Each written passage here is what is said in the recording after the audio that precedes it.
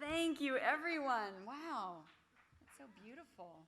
And Tiffany, how generous are they to support everybody? I mean, girls like their jewels too, let's face it. Okay. Everyone, New York Women in Film and Television Muse Awards, your 40th anniversary. Thank you for allowing me just to be here and soak up this extraordinary inspiration. And your lieutenant governor, are you kidding me? She's incredible. Being the child of actors, you can imagine, I have been raised in California and New York.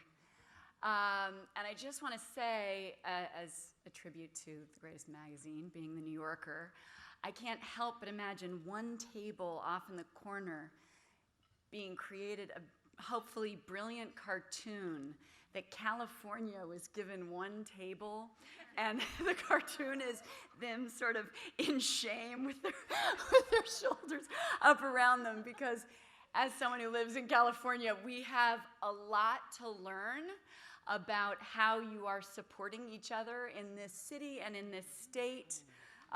We somehow can't figure out a tax incentive. I don't understand it. So for all my friends in California who have moved here and Atlanta and Minneapolis and North Carolina to be away from their families, I'm so grateful for you being the beacon of this kind of light to stand together to support our industry in such a magnificent way. So thank you for truly being the teachers of that. You listening, California? I mean, we got two secessionist states, guys. We've got to band together here.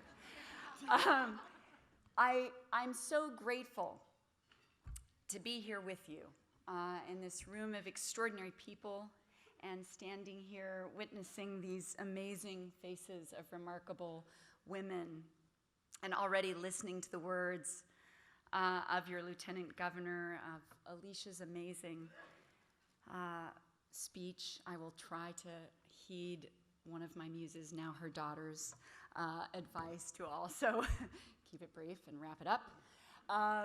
But a couple of things I'd love to speak on that I'm learning about. And one is having come to Women in Film luncheons, thanks to my mother, Diane Ladd, much of my life. It was like this one room every year where women were together and women were talking about supporting each other in this industry. And I wasn't hearing it anywhere else. So it sounded amazing as this philosophy, but I also wasn't seeing it actively in place on film sets. When I started at age 11, every crew member being male, including my makeup and hair departments, very rarely working with another actress, unless there was another girlfriend part in the teen movie. I mean, especially if I was like the good girl next door, there had to be the kind of nasty girl who would challenge the boy. But it was limited, needless to say. And it has been a remarkable year, as everyone's been speaking to already. But one most specifically that has been perhaps in this transformational time about recognizing that if and when one voice stands up, others know they're not alone. And so many other voices then come together to stand up for each other. And it's been, from my life experience as a woman and as an artist, an experience of isolation, an experience at times of oppression and abuse of power, but also an experience of the overwhelming impact when being in that kind of culture of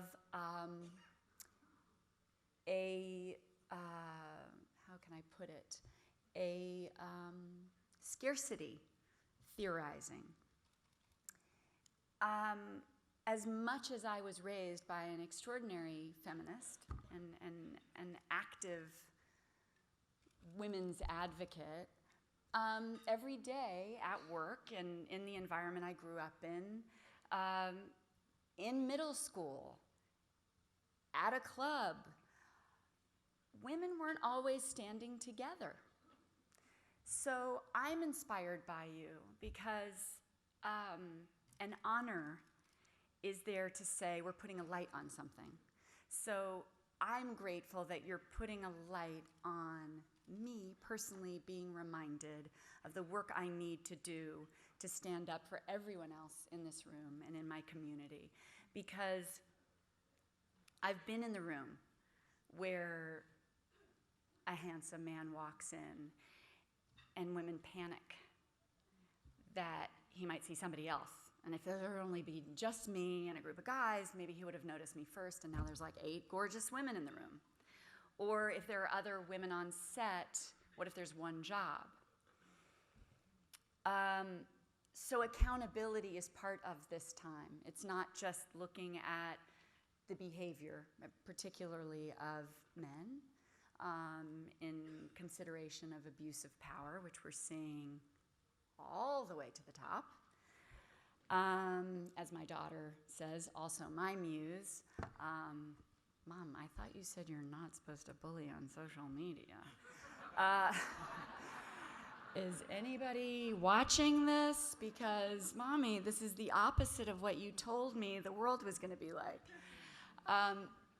So as I'm looking around, I personally want to say to you today, this year, how deeply and fiercely committed I am, not only to my colleagues and fellow actresses, but to every crew member, that as a child, even though I was raised in this business, I didn't ask why the camera loader was always a guy. And when I did finally understand and had an opportunity to produce, and I would ask my male line producer or my male studio executive, how come there isn't a female operator? How come the DPs are always male? How come the DGA trainee program, it's always young guys? What's happening? And they'd say, we'd love to hire more women. There aren't any.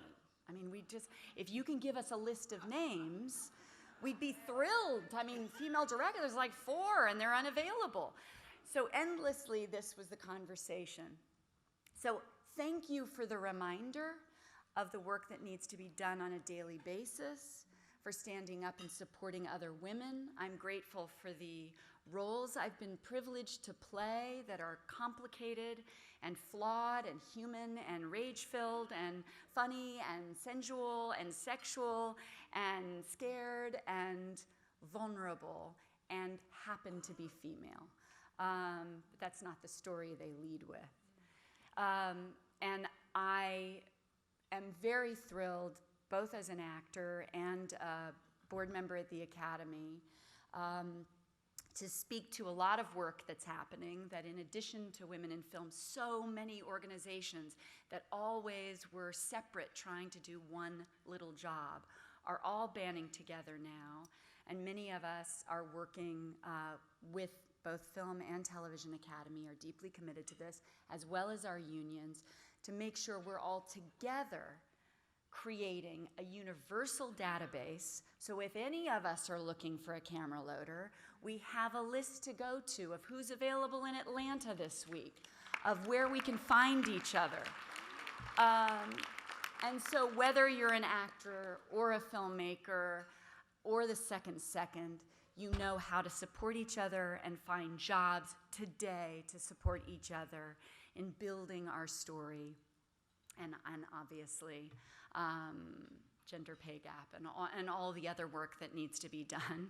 But on a cultural level, that we are no longer afraid that somehow witnessing each other shine and be celebrated somehow dims our light. We stand together, and the brighter we are, the brighter we all are together. And it is your light that inspires me every day. I'm so grateful for this honor to be with all of you. And if there was one perfect anecdote to today for me, amidst extraordinary female filmmakers I've gotten to work with, I worked last year with the documentarian Jennifer Fox, who's in the room. And we were just gonna go do this tiny independent movie, and when we finished, there was more to be done. And so I'd get these periodic texts or calls from Jennifer saying, I need more scenes. I was like, Jennifer, it doesn't work that way. She's like, oh, no, it does. I called my friend at Planned Parenthood, and they're giving us more money. I was like, really? I've never seen this before. So we do another day. And then 6 months later, she's like, I need 2 more days to kind of finish the film. I was like, Jennifer, how are you going to get that money? This is like you can't, that movie. She said, no, Women in Film is actually supporting this. And then, another 6 months go by. Jennifer, there's no more money. Regina Scully is also going to be a producer, and so there is more money. And honestly, I feel like half this room produced a movie called The Tale. So I just want to thank women for working together to give a filmmaker her dream of getting her movie made. And it was a gorgeous reminder of the gift of being there for each other. So thank you for this incredible moment to get to witness all of you and be inspired by all of you. Bless you. Thank you so much. Don't forget. Oh yeah, and thank you, Tiffany. We all expect jewels. Congratulations. That's Laura Dern, everybody.